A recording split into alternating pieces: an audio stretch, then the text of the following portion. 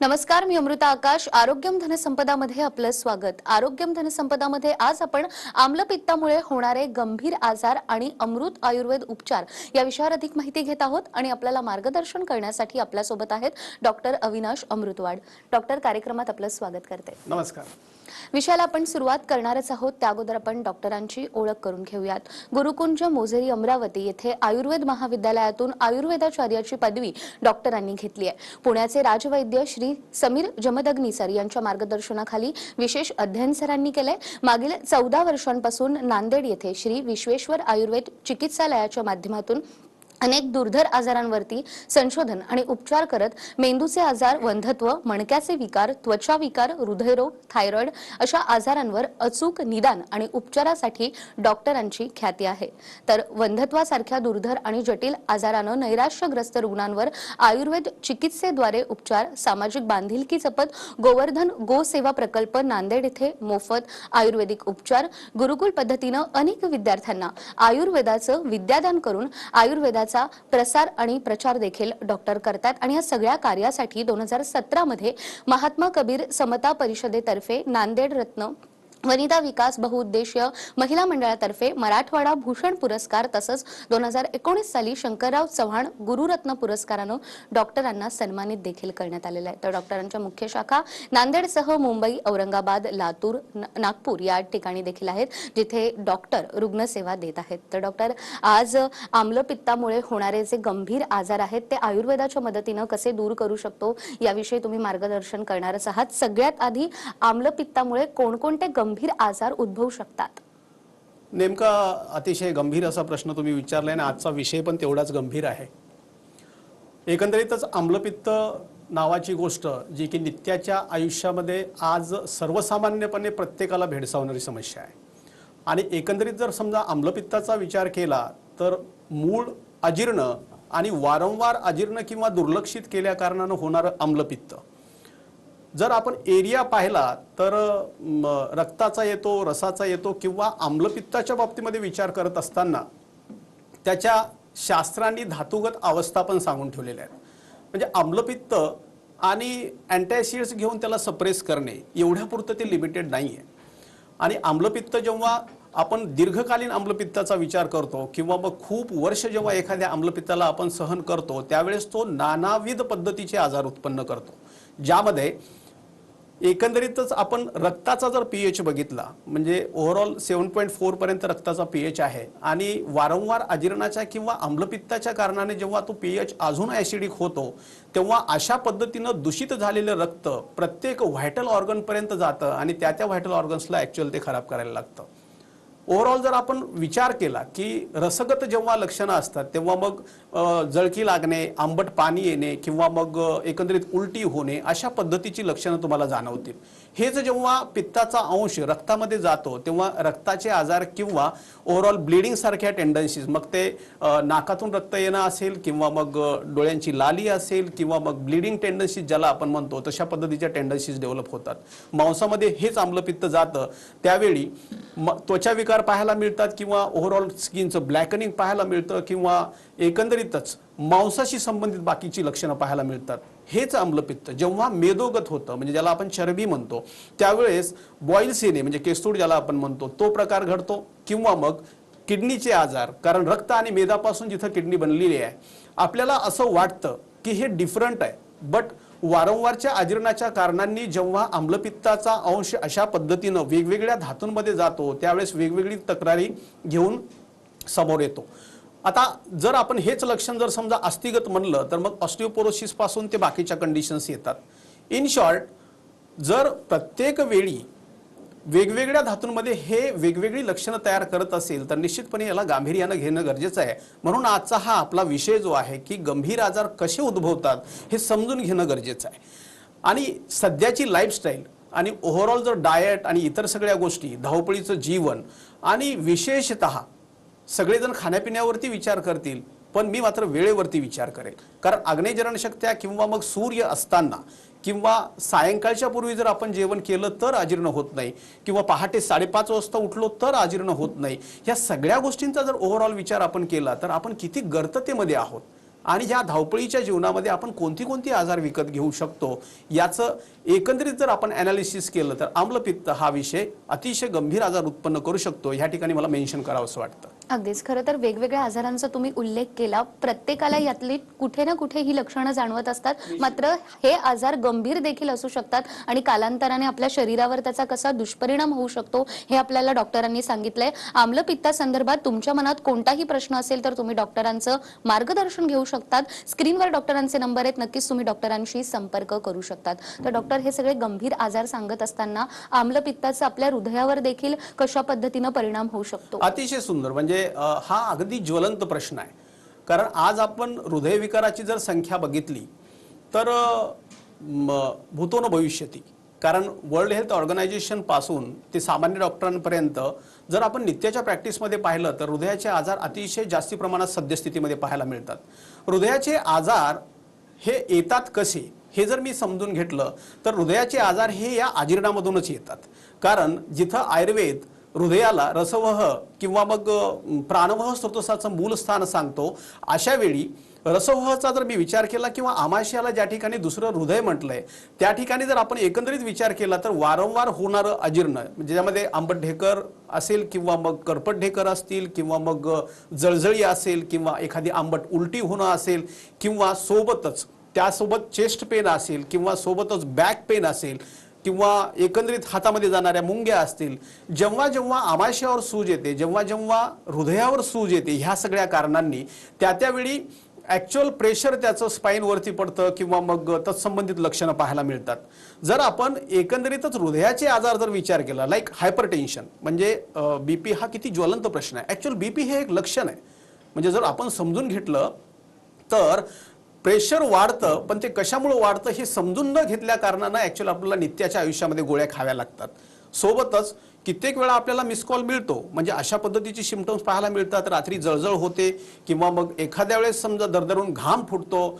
आणि ही सगळी लक्षणं जर मी पाहिली तर आमाशयाचा आणि हृदयाचा जो एकच नाडीचा सप्लाय, ज्याला आपण वेगस नर्व म्हणतो, ह्या दोन्हींचा एक सप्लाय असल्या कारणानं आमाशयावरती जेव्हा जेव्हा अजीर्णाचं प्रेशर येतं त्यावेळी हृदयावरती ताण येतो आणि स्वेद अश्रुक स्रावणं, म्हणजे हृदय रक्त आणि घाम बाहेर टाकतं, ते लक्षण आपल्याला पाहायला मिळतं. इन शॉर्ट, ब्लॉकेजेसचं प्रकरण जर आपण पाहिलं तर एकंदरीत रक्तवाहिन्यांचं ब्लॉकेज हे ॲक्च्युअल रक्तामुळे होतं. म्हणजे पाईप आहे आणि त्यातनं बोरचं पाणी जातंय आणि त्या ठिकाणी मीठ जमा होतंय, तर त्यात पाईपाचा काय दोष? जर मी समजून घेतलं तर या ठिकाणी रक्ताचा दोष येतो, जो की वारंवारच्या अजीर्णामुळं किंवा वारंवारच्या आम्लपित्ताच्या कारणांनी घडतं. मी जसं म्हटलं की कित्येक वेळा तुम्हाला मिस कॉल मिळतो, म्हणजे आपण नकळतपणे भुकेचंही संज्ञा नसताना खातो, आपण आग्रहास्तव खातो, आपण भूक मरून गेल्यानंतर खातो. ह्या सगळ्या गोष्टींचा जर मी विचार केला, ज्याला विदग्ध अजीर्ण, विष्टब्ध अजीर्ण आदी शब्द आयुर्वेदामध्ये अजीर्णाच्या हिशोबाने येतात, तर ह्या सगळ्या गोष्टींचा जो इम्पॅक्ट आहे तो ॲक्च्युअल तुमच्या रक्तावरती येतो, मांसावरती येतो. आणि हृदयाची जर आपण रचना आणि इतर ब्लॉकेजेसच्या बाबतीमध्ये जर विचार केला तर मूळ मुद्दा एकच आहे की त्या ठिकाणी प्रॉपर डायजेशन न झाल्या कारणानं, एक्स्ट्रॅक्ट व्यवस्थित न निघाल्या कारणानं, यकृतानं रक्त बनवल्या न कारणानं हृदयामध्ये येणारा जो काही संवहनाचा भाग आहे तो स्टिकी येतो आणि मग ब्लॉकेजेस पाहायला मिळतात.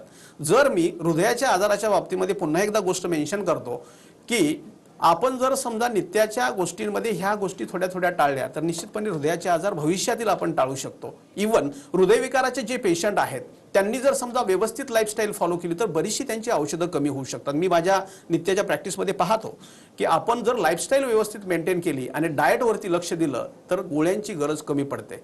मिस कॉल तुम्हाला पुन्हा पुन्हा मिळतो हे मी मेन्शन करतोय. आणि एखाद्या दिवशी आपण बेसन खातो, एखाद्या दिवशी आपण वडापाव खातो आणि पहाटेच्या वेळेला आपल्याला चेस्ट पेन व्हायला लागतं आणि जेव्हा आपण डॉक्टरांकडे जातो तेव्हा तो सांगतो की छोटासा अटॅक येऊन गेलाय. हे जर आपण गणित पाहिलं तर कुठून आलंय? अजीर्णामधून आलंय. दॅट्स वाय हृदयविकाराचा आणि आम्लपित्ताचा अतिशय जवळचा संबंध येतो. एव्हाना ज्या काही हृदयाच्या आजाराच्या बाबतीमध्ये विकार पाहायला मिळतात त्यातलं मोर ऑर लेस अजीर्णाचाच परिपाक असतो.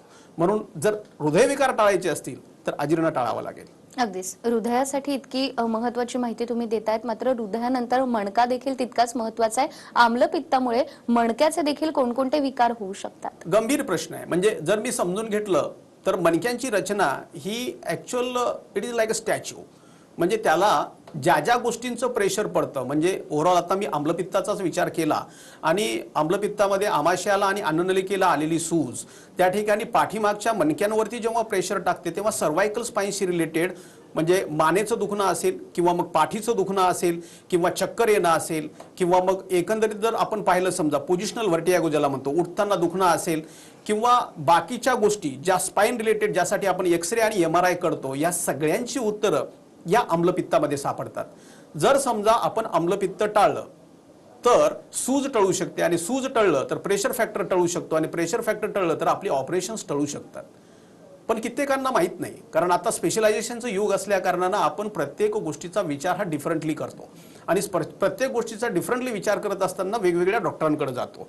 म्हणून मूळ मुद्दा कुठेतरी बाजूला बसतो आणि आपण मात्र पेनकिलर्स खात बसतो. इन शॉर्ट, पेनकिलर्सची ही जी थेअरी जर थांबवायची असेल तर एक गोष्ट की सायंकाळचं जेवण जर 5:30 वाजता केलं आणि सकाळी जर आपण 5:30 वाजता उठलो आणि जर आपल्या संस्कृतीनुसार खाद्यपदार्थ खाल्ले, अजीर्ण न होता खाल्ले, तर निश्चितपणे सर्वायकल स्पाईनचं जे काही दुखणं आहे त्यातला बराचसा अंश हा फक्त पथ्याने 50% कमी होऊ शकतो. स्पाईनवरती काम करत असताना आज हजारो लोकांचे आम्ही ऑपरेशन्स टाळलेले आहेत आणि ह्याच थीमनं टाळलेले आहेत.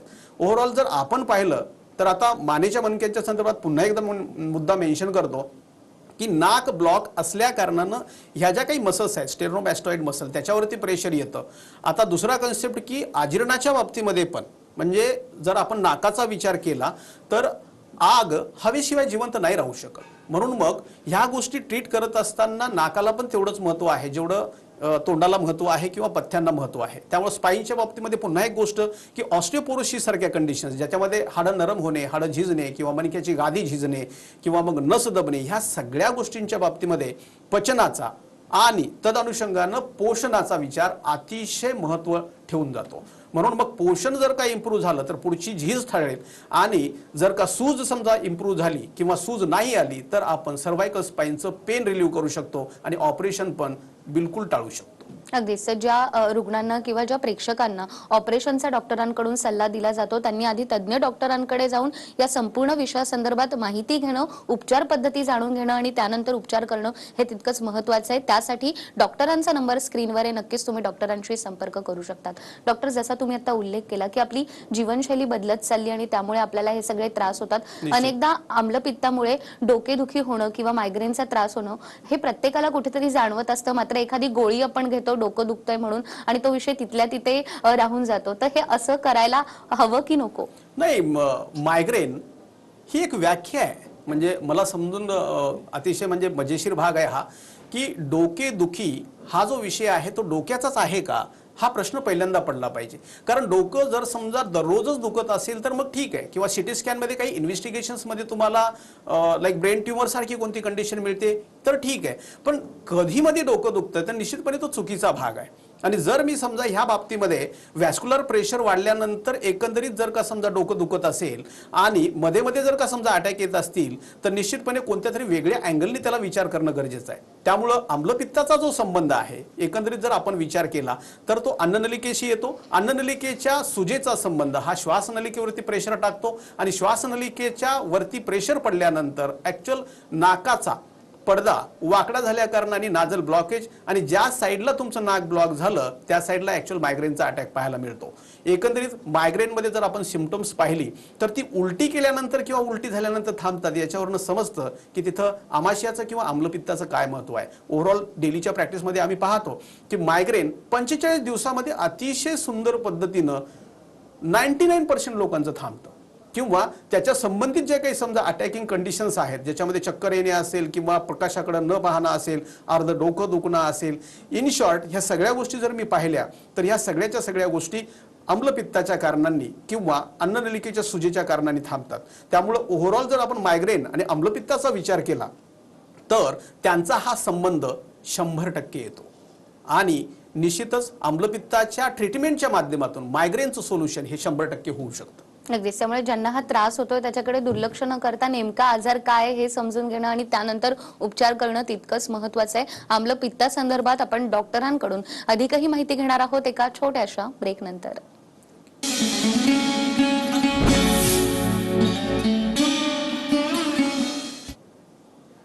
ब्रेकनंतर पुन्हा एकदा आरोग्यम धनसंपदामध्ये आपलं स्वागत. आरोग्यम धनसंपदामध्ये आज आपण आम्लपित्तामुळे होणारे गंभीर आजार आणि अमृत आयुर्वेद उपचार या विषयावर अधिक माहिती घेतोय आणि आपल्याला मार्गदर्शन करतायत डॉक्टर अविनाश अमृतवाड. पुन्हा एकदा आपलं स्वागत करते. खरं तर डॉक्टर, आम्लपित्तामुळे कोणकोणते आजार होऊ शकतात आणि त्याचं स्वरूप किती गंभीर असू शकतं या संदर्भात तुम्ही सांगतातच आहे, मात्र दीर्घकालीन आम्लपित्तामुळे देखील मानसरोग उद्भवतात का, याबद्दल काय सांगा? निश्चितच म्हणजे अतिशय जिव्हाळ्याचा आणि गंभीर प्रश्न आहे की जी लोक आज IBS ची आहेत, इरिटेबल बॉवेल सिंड्रोम ज्याला आपण म्हणतो, किंवा जी लोक खूप काळ आम्लपित्ताचा त्रास सहन करत आहेत, कारण ज्यांना त्रास असतो ना त्यांनाच ती फिलिंग असते. ओव्हरऑल आम्ही प्रॅक्टिसमध्ये पाहतो की जर आपण एकंदरीत विचार केला या आजाराच्या बाबतीमध्ये तर निश्चितपणे ह्या सगळ्या गोष्टींचा परिणाम जेव्हा दीर्घकालीन असतो ना तेव्हा रुग्ण कंटाळतो. मग त्याला चिडचिड होते. कारण काय की पोषणच नाही होत तर मग धातू कुठून उत्पन्न होणार आणि रक्त कुठून उत्पन्न होणार. आणि ह्या गोष्टीचा जर मी विचार केला तर त्याचा जो परिणाम आहे तो तुमच्या पोटन्सी फॅक्टरवरती किंवा धैर्यावरती येतो. जसं गृहिणीच्या बाबतीमध्ये पचेती, विवेचेती आणि मुंचती असं 3 कर्म सांगून ठेवलेले आहेत, किंवा ओव्हरऑल गट ॲब्सॉर्प्शनचा जिथं मुद्दा येतो म्हणजे इंटेस्टाईनमध्ये आपण जे काही खातो त्याच्या पचनाचा मुद्दा येतो, आणि न झाल्या कारणानं दीर्घकालीन कुपोषणाचा मुद्दा येतो किंवा मालन्यूट्रिशनचा मुद्दा येतो. पण आजकाल आपण सप्लिमेंट्स घेऊन तो पुरवठा करण्याचा प्रयत्न करतो. जर आपल्याला प्रॉपर सोल्युशन काढायचं असेल तर निश्चितपणे आम्लपित्ताकडे लक्ष देणं गरजेचं आहे, ज्याला गृहिणी किंवा IBS आपण म्हणतो, इरिटेबल बॉवेल सिंड्रोम, ज्याच्यामध्ये बहुतांश डॉक्टरांकडे गेल्यानंतर ते म्हणतात की तुम्ही टेन्शन घेऊ नका. काय आहे हो tension? What is mean by tension? Anything beyond your energy level, म्हणजे आपल्या ताकदीच्या पलीकडे जातं त्याला आपण टेन्शन असं म्हणतो. जर समजा सकाळीच आपलं पोट साफ नाही झालं, सकाळी जेवण केल्यानंतरच पोट गुबार होत असेल, सकाळी ओव्हरऑल जर आपल्याला उलटीच करावी लागत असेल तर मूड डिस्टर्बन्स येतोच ना. जर एकंदरीत विचार केला आपण मूडच्या बाबतीमध्ये किंवा स्ट्रेसच्या बाबतीमध्ये किंवा इन्सोम्नियासारखा फॅक्टर आहे म्हणजे झोप न लागणे, मगजाचं पोषणच होत नाही अजीर्णाच्या कारणानं, तर मग कसं काय झोप येणार? मग झोपेची गोळी ही त्याला उत्तर होऊ शकतं का? तर निश्चितपणे नाही. त्यामुळं मानस विकारांच्या बाबतीमध्ये ओव्हरऑल जर मी विचार केला तर बॉडी फिजिओलॉजीच्या दृष्टिकोनातून पाहिलं तर बॉवेल फंक्शन ज्याला आपण म्हणजे मोठा आतड ज्याला म्हणतो, हे ॲक्च्युअल तुमची सायकॅट्री ठरवतं. आणि बॉवेल फंक्शनचा जो काही मुद्दा येतो तो ॲक्च्युअल आम्लपित्ताच्या अंतर्गत येतो. आणि जर का समजा रेग्युलरली पोट साफ होत असेल, पोट हलकं राहत असेल, आणि जर मी बाकीच्या गोष्टी पाहिल्या म्हणजे एकंदरीतच समजा करपट ढेकरं असतील किंवा आंबट पाणी असेल किंवा मग काहीही खाल्लं समजा तरी अजीर्णच होत असेल, वैतागणार ना तो.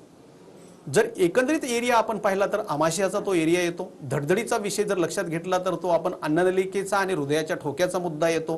मूड स्विंग्सच्या बाबतीमध्ये जर आपण विचार केला तर तो मोठ्या आतड्याचा विषय येतो. इन शॉर्ट या सगळ्याच्या सगळ्या गोष्टी अजीर्ण आणि दीर्घकालीन अजीर्णाचा परिणाम म्हणून आम्लपित्त आणि लाईफस्टाईल आणि डाएट थिअरीनं सॉल्व्ह होणारा हा प्रश्न औषधीच्या माध्यमातून जातो किंवा सायकॅट्रिस्टचा जातो. त्यामुळं जी लोक ह्या बाबतीमध्ये परेशान आहेत त्यांनी मला एक विनंती करावीशी वाटते की तुम्ही लाईफस्टाईल आणि डाएट यांच्या माध्यमातून तो सॉल्व्ह करण्याचा प्रयत्न करा, औषधाच्या माध्यमातून नाही. अगदीच. आणि स्त्रियांच्या बाबतीमध्ये आम्लपित्ताचा नेमका कसा परिणाम होऊ शकतो? इन शॉर्ट आता जर आपण पाहिलं म्हणजे स्त्रियांच्या बाबतीमध्ये भारतीय संस्कृतीचा एक भाग म्हणा की सगळ्यांची जेवणं झाल्यानंतर जेवणं करायची, सगळी भांडीकुंडी झाल्यानंतर मग पहिली भूक मारून टाकायची आणि मेलेल्या भुकेची आठवण करून 12 वाजता जेवण करायचं. ह्या सगळ्या गोष्टी जर पाहिल्या तर ज्यावेळेस ॲक्च्युअल आमाशयामध्ये किंवा गृहिणीमध्ये पित्त येतं तेव्हा भुकेची संज्ञा होते, पण ती भुकेची संज्ञा आपण मारून टाकतो. याचा दुसरा अर्थ असा आहे की त्या ठिकाणी जमा झालेलं पित्त आपण आतड्यांमध्ये लोटून टाकतो. या ठिकाणी कुपोषण होतं. मोर ऑर लेस किती थायरॉइडच्या लेडीज आहेत आज, किती कुपोषणजन्य म्हणजे ॲनेमिक कंडिशन्स आहेत आज. जर आपण पाहिलं तर म्हणजे मानदुखी असेल, पाठदुखी असेल, जॉईंट पेन असेल किंवा ओव्हरऑल जर समजा स्त्रियांच्या आजाराच्या बाबतीमध्ये गर्भाशयाचे आजार ज्याच्यामध्ये गर्भाशयाच्या तोंडाला जखमा होणं, पांढरा कपडा असेल, लाल कपडा असेल, किंवा इन शॉर्ट गायनेकोलॉजिकल डिसऑर्डर्सच्या बाबतीमध्ये इन्क्लुडिंग PCOD आणि इन्फर्टिलिटी ऑल्सो म्हणजे मूलबाळ न होणे, याच्यामध्ये सुद्धा पोषण तत्वांचा अभाव आम्लपित्ताच्यामुळं. हे जर आपण गणित ओव्हरऑल पाहिलं तर निश्चितपणे आम्लपित्ताचा जो परिणाम आहे स्त्रियांच्या शरीरावरती, मग तो कॅल्शियम डिफिशियन्सीच्या बाबतीमध्ये असो किंवा रक्त कमी होण्याच्या बाबतीमध्ये असो, अतिशय गंभीर असा परिणाम येतो. आणि पोषण सुधारलं तर ते सुधारणार, सप्लिमेंट्सनी नाही सुधारणार.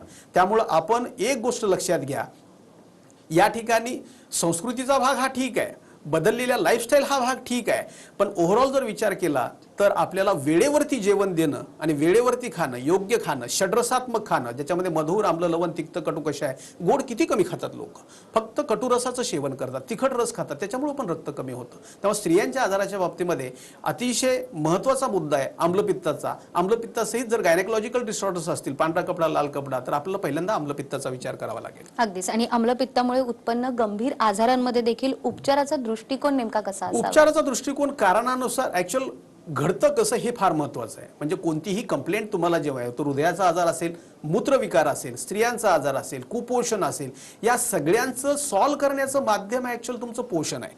आणि पोषणाचा जर मुद्दा मी लक्षात घेतला तर तो ऍक्च्युअल डिओडिनमवरती किंवा ग्रहणीवरती येऊन थांबतो. आणि आम्लपित्त हा आजार म्हणजे अजीर्ण आणि दीर्घकालीन अजीर्णाचा परिणाम म्हणून आम्लपित्त, हे जर मी लक्षात घेतलं तर तुम्हाला हे सगळे प्रॉब्लेम सॉल्व्ह करायचे असतील तर पहिल्यांदा तुम्हाला आम्लपित्ताकडे पाहावं लागेल, अग्नीकडे पाहावं लागेल. आणि अग्नी पाहत असताना, रक्त पाहत असताना जिरलं तर रक्त तयार होणार आहे, सप्लिमेंट्सनी तयार नाही होणार आहे. म्हणून ओव्हरऑल जर मी विचार केला तर आमच्या इकडं नश्यापासून, पंचकर्माच्या ट्रीटमेंटपासून ते ओव्हरऑल पोषण सुधारण्या ज्या काही समजा ग्रंथोक्त चिकित्सा आहेत त्याच्या माध्यमातून अतिशय कमी कालावधीमध्ये ह्या सगळ्याच्या सगळ्या तक्रारी, मग त्या हृदयाच्या का असेनात किंवा स्त्रियांच्या आजाराच्या बाबतीत का असेनात, ह्या सगळ्याच्या सगळ्या तक्रारी अतिशय कमी ड्युरेशनमध्ये आणि अतिशय परफेक्टली आणि छान दुरुस्त होतात. एवढं या ठिकाणी मला मेन्शन करावं असं वाटतं आणि ही आयुर्वेदाची कृपा आहे. अगदीच. तर डॉक्टरांनी ज्या प्रकारे सांगितलं, नक्कीच आम्लपित्तावर उपचार आहेत. तुम्ही जर तज्ज्ञ डॉक्टरांकडे गेलात आणि उपचार घेतले तर नक्कीच तुम्ही यावर मातही करू शकतात. डॉक्टरांचं मार्गदर्शन हवं असेल तर नांदेडसह मुंबई, औरंगाबाद, लातूर, नागपूर या शहरांमध्ये डॉक्टर रुग्णसेवा देत आहेत. स्क्रीनवर डॉक्टरांचे नंबर आहेत, नक्कीच तुम्ही डॉक्टरांशी संपर्क करू शकतात. डॉक्टर, खूप खूप धन्यवाद. आज तुम्ही ते आलात आणि अतिशय महत्त्वाच्या विषयावर आम्हाला मार्गदर्शन केलं. थँक्यू. त्याचबरोबर आरोग्यम धनसंपदामध्ये वेळ झालीये इथेच थांबण्याची. पुन्हा भेटूया एका नव्या विषयासह. तोपर्यंत नमस्कार.